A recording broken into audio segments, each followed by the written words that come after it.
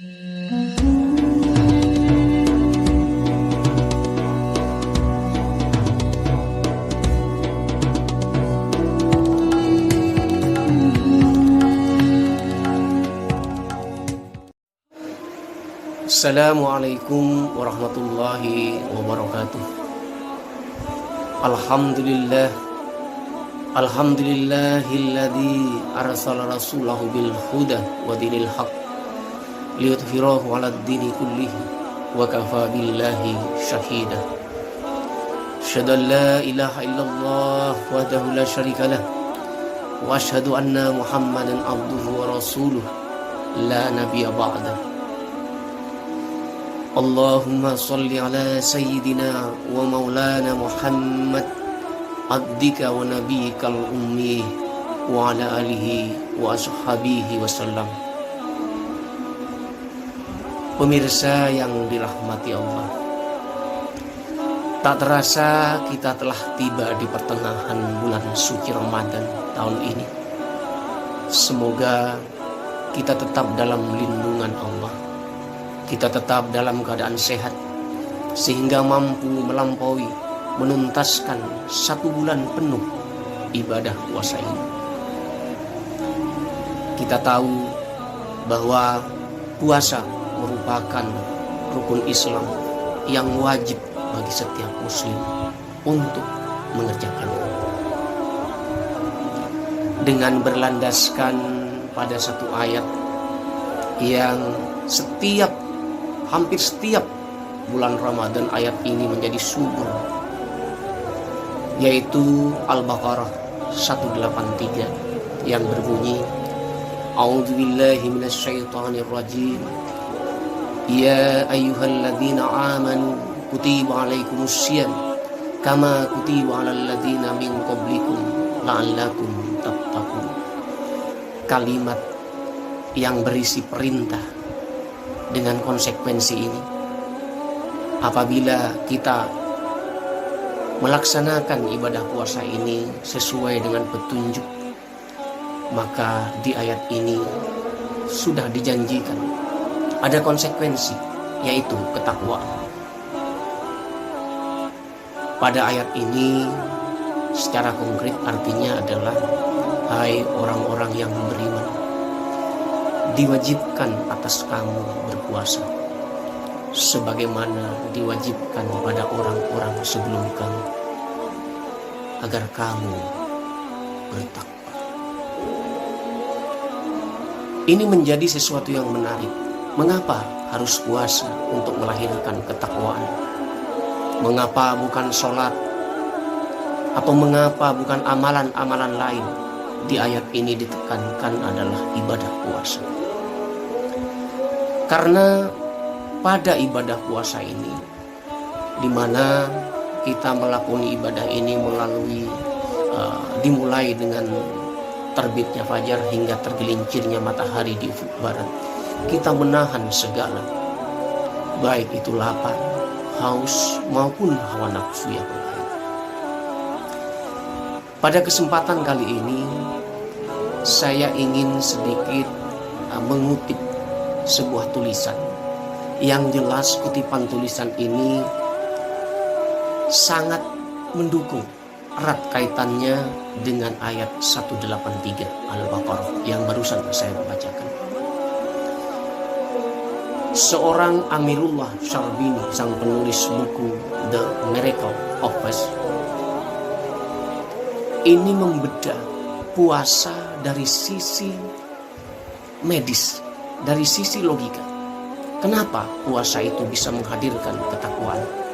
Dalam buku ini sekilas dijelaskan bahwa pada dasarnya manusia kesehariannya harus mengisi perutnya, ususnya dengan makanan. Nah, di buku ini oleh Amirullah Syarbini ini dijelaskan, ketika usus lambung kita berisi makanan, maka hampir seluruh aliran darah dan oksigen itu terkirim ke lambung. Akan tetapi berbeda sekali ketika kita melakoni puasa. mulai dari terbit fajar hingga tergelincir matahari, perut kita kosong.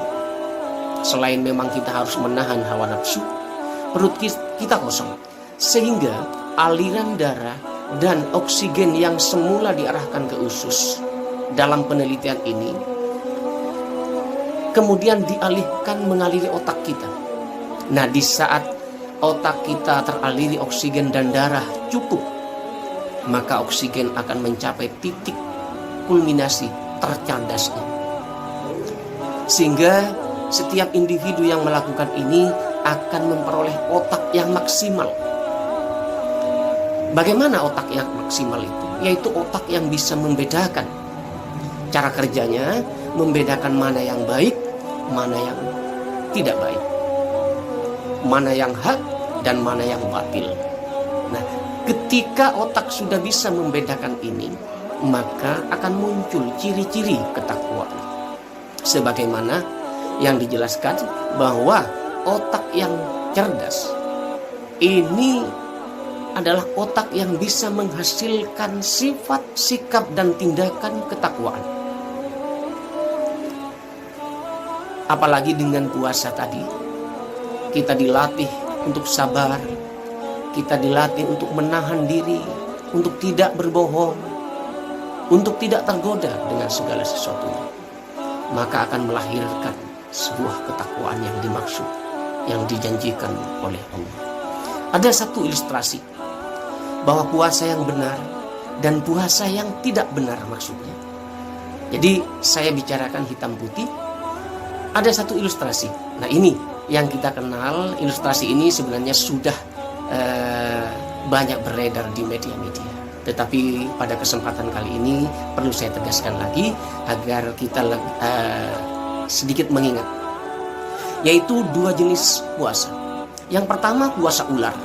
Kita tahu ular untuk menyambung hidupnya agar terjadi kesinambungan hidupnya, ular itu harus mengganti kulit. Nah, di saat mengganti kulit ini merupakan pekerjaan yang tidak mudah bagi ular. Dia harus melakoni puasa. Dia harus menahan diri dari lapar, dari haus, dari apapun, dari gerak dan lain-lain. Tetapi ular ketika berpuasa masih dalam kondisi waspada. Ketika ada sesuatu yang mendekat, membahayakan, maka dia akan mematuk. Setelah melakoni ini, ular bisa melepas kulitnya. Tetapi apa yang terjadi? Puasa telah ditempuh, tetapi ular itu tidak bisa mengubah wajahnya. Wajah ular yang sebelumnya ia seperti itu akan tetap seperti itu. Sama. Kemudian namanya. Yang namanya ular, ketika sudah mengelupas, tetap kita akan memberi nama ular. Begitu juga dengan makanannya. Dia akan tetap makan seperti sebelum dia melakoni puasa. Dan cara bergeraknya kita tahu tidak akan ada perubahan, termasuk tabiat dan sifatnya. Saudara-saudara yang dirahmati Allah, akan berbeda sekali dengan puasa yang kedua, yaitu puasa kupu-kupu. Kupu-kupu merupakan jelmaan hasil dari metamorfosis dari ulat. Kita tahu bahwa ulat adalah binatang yang rakus. Hidupnya selalu diwarnai dengan makan dan makan.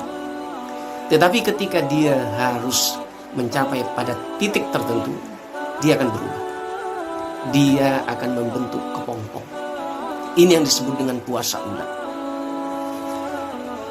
Di saat ulat ini berpuasa, maka semua panca inderanya, matanya, pendengarannya, mulutnya, dan semuanya ia tutup.